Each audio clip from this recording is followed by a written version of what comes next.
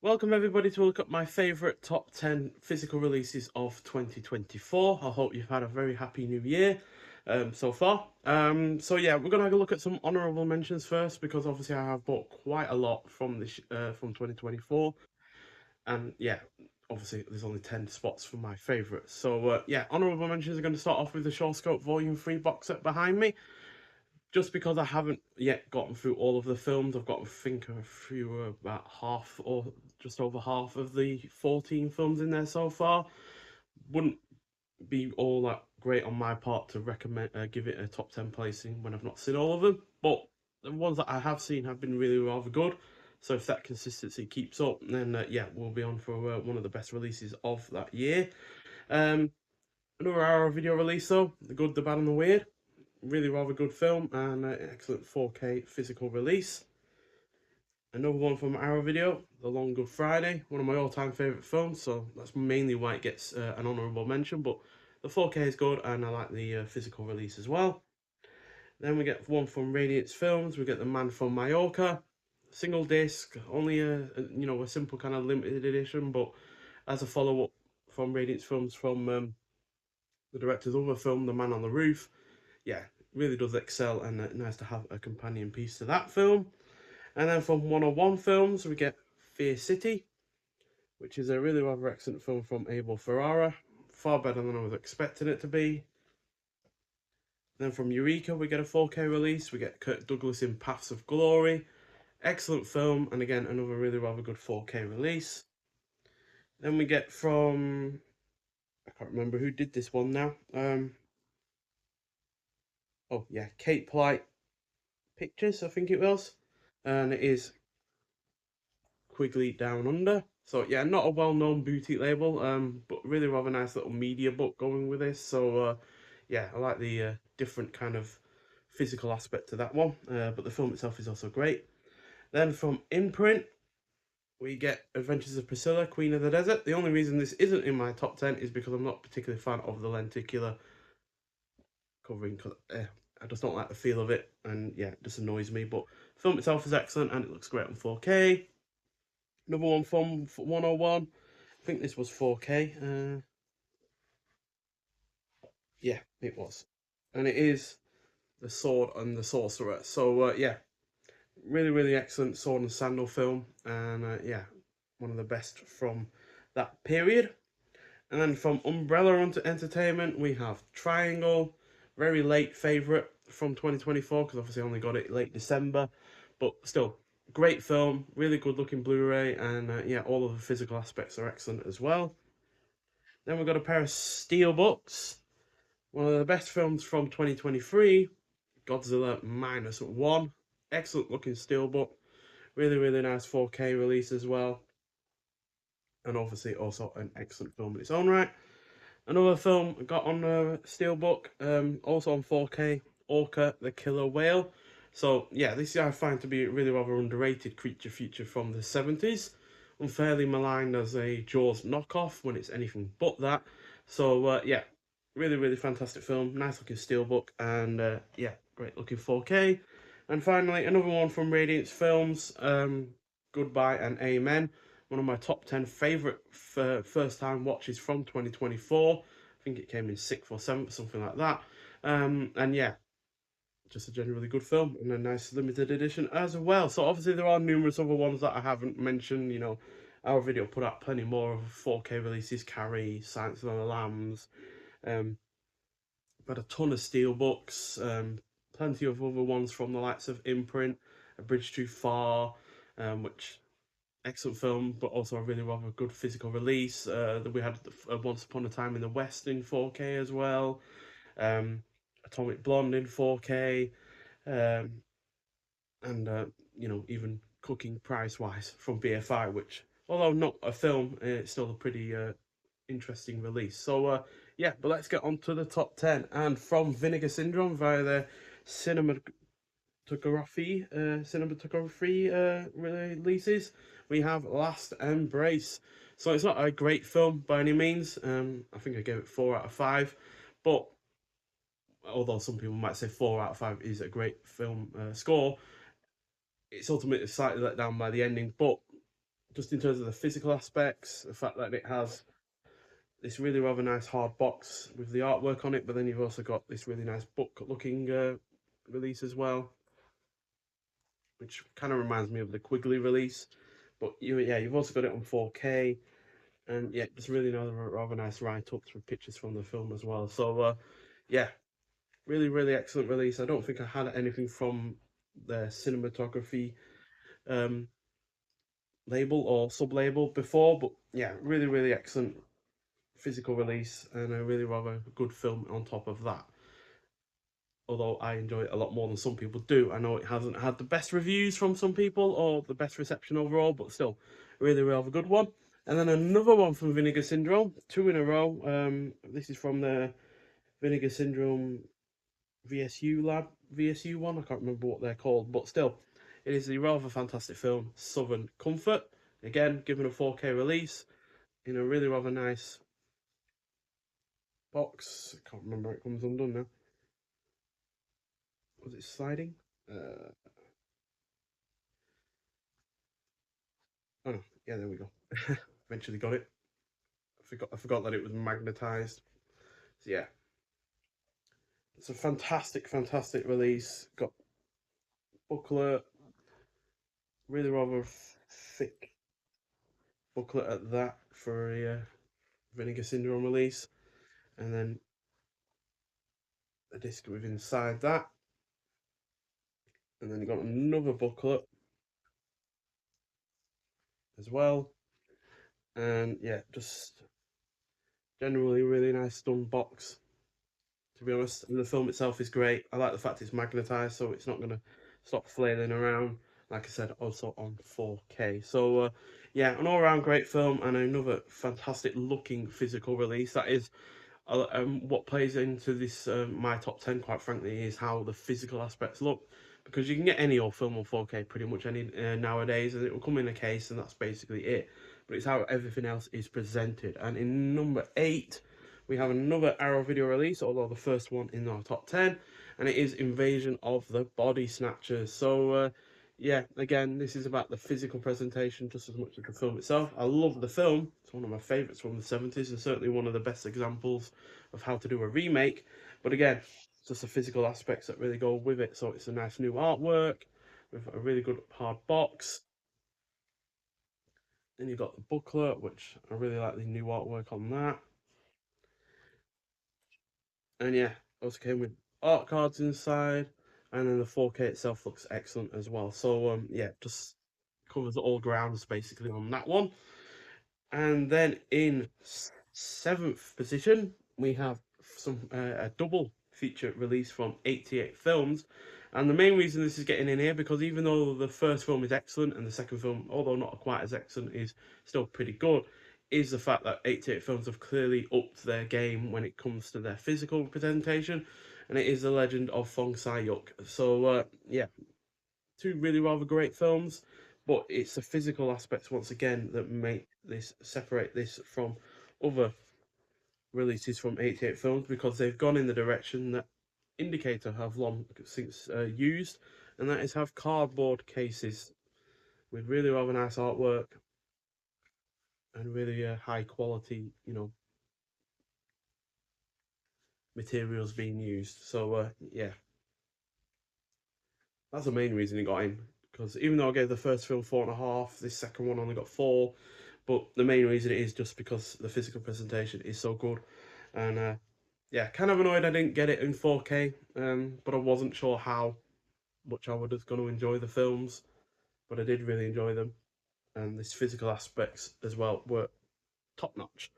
And then also from Indicator, talking about them, we have the El Vampiro double feature Mexican horror release, which, yeah, again, two really well good films. But it's again the physical presentation that just excels, because these are Indicator and therefore they have been doing these cardboard cases for quite some time now.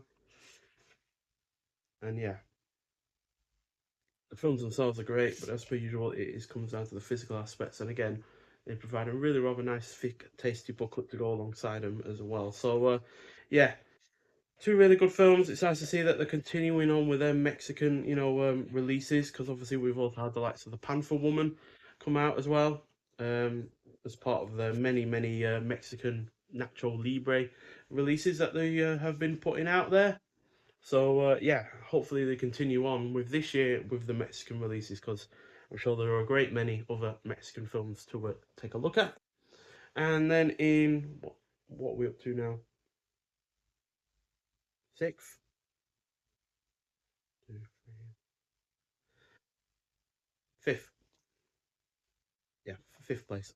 Don't know why I lost count there. So yeah, we have from BFI a 4K release, and it is Akira Kurosawa's Seven Samurai.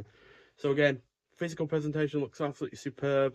We got, I think, we got a poster with this, a really nice booklet. 4K looks excellent, but on top of all of that, the film is just absolutely sensational. 5 out of 5 film. I think it's the only one of two films in this top 10 that I give 5 out of 5. But yeah, genuinely great film, and it's nice to finally have it in the best quality possible, while also as a single disc release, because I before this only had it as part of a Blu-ray set from uh, BFI as well, charting Akira Kurosawa's samurai films. So yeah, really nice to have that as a single disc release, while also looking great in its own right. Then we have in fourth place another favourite film, the second and only other one to have 5 out of 5, also from Arrow Video, who have had a sensational year. The Exorcist 3. Absolutely adore this film, so the fact it got a 4K release was only ever going to be, a benefit overall, to be honest. So yeah, would have liked it to have like a proper hard box release like Invasion of the Body Snatchers did, but regardless, we have now on 4K, one of the best horror sequels ever made, one of the best horror films ever made, and yeah, one of my favorite films from the 90s as well, starting right at the start of the decade from 1990. So yeah, do highly recommend it if you haven't seen it yet. And yeah, really nice physical presentation, but it's not the nicest physical presentation from this top 10. It's just that the film is so great and the 4K looks so good that yeah, that elevates it above its physical aspects. And in third place, starring the great Vincent Price, not Cooking Price wise, but it is Witchfinder General, also on 4K from 88 Films as part of their Tygon collection, and easily the best of that collection, quite frankly, because yeah, this is an absolutely superb film, easily one of Vincent Price's best efforts, and I say that as a fan of a lot of his other films, like Theatre of Blood, The Abominable Dr. Thebes. But this is arguably better than all of those, because he is truly villainous, really rather evil and conniving, and yeah, good supporting cast, and yeah, does not hold back on the violence, and the 4K looks really good as well. And yeah, just a big shame that the director Michael Reeves died so early, because yeah, just imagine what he could have done with Vincent Price in the 70s, or with other horror icons of the time. So yeah, generally great film, and a really rather good release from 88 Films. And in second place, we have, quite frankly, a juggernaut of a release, and it isn't about the size. Quality matters more than quantity. But at the end of the day, I can't ignore the quality of the size of it, and just the quality of the 4K release, the amount of special features it has, all of the physical aspects as well, the giant art cards, the big double-sided poster, and the fact that of the way it looks. And it is, of course, 1984's The Never-Ending Story. Absolutely superb release.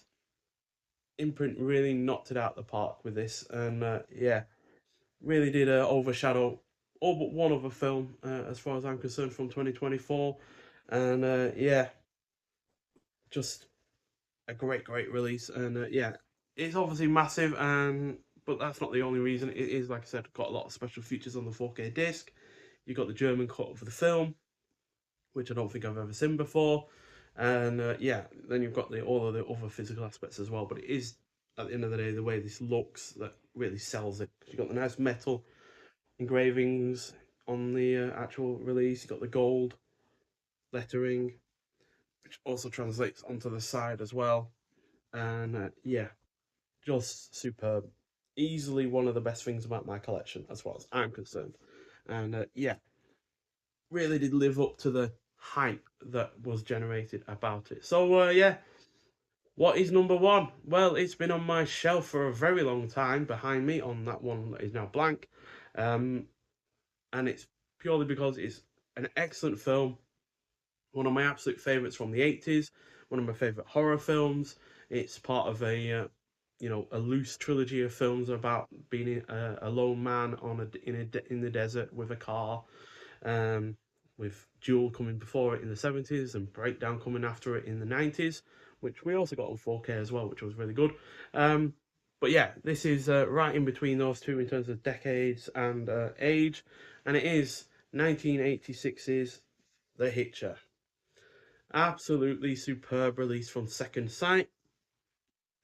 Just the fact we finally got it on a high quality, release, not just in terms of the disc itself. I would have been happy with it being on Blu-ray, but to also get it on 4K is great.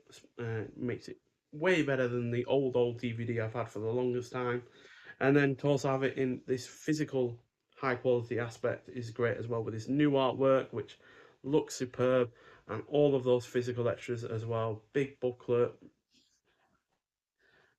which yeah, this is the film itself within the disc, and then all of those other extras are everything else. And as you can see, the disc is only a small part of this release, so yeah, that just shows that the physical aspects are what really sell this. So not only did we get a bunch of art cards, but we got a gigantic book, which yeah has a bunch of write-ups, interview with the director, and then just all sorts of write-ups talking about the film, and then you got back behind the scenes shots as well, and it's just such a superb release. They've really just put so much effort into this, and that's not to say that Second Sight have never done that before. They also released Mean Streets this year, which is another really rather good film and another really rather good release. But because I love this film so much, and you know everything about it physically is also excellent, it's just a massive bonus. So yeah, we also got the script by Eric Red, which yeah, it's just a superb thing to have. Really rather nice little physical thing to own, and yeah, just genuinely superb. And then you have the film itself, which is just absolutely great. I know I don't want to give it the perfect score, 4.5 out of 5, but that's just because as much as you love a film, you can also still see its flaws. And even though the flaws aren't major in this, there are still some that are apparent. But on the whole, excellent film, and I really, really like the physical aspects to it as well. Love that full artwork that's got going on there. So yeah, that is my favourite release of 2024. I guess it was all but guaranteed to be that. Neverending Story came very, very close just because of the sheer scale of it and the weight of it and the clear love and attention that's gone into it. But The Hitcher at the end of the day is a film that I prefer, and I like the physical way that it's been presented as well. It's not gone, massive, but it's high detailed, really rather good quality, and yeah, they've clearly put an effort into the new artwork and such and such. Whereas the Neverending Story one, yes, it's in the replica book casing, but there's no new artwork there. All of the artwork and the posters and such are just the originals.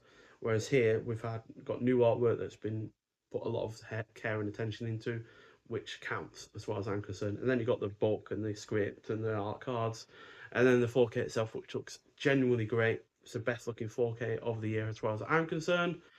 Obviously helps that the people involved with the film also worked on it in terms of the 4K, but still just genuinely great. And yeah, when it came out, I pretty much said this is likely to be my favorite release of the year, and that has held true. So yeah, 2024 was a superb year for collecting films, also for watching films as well.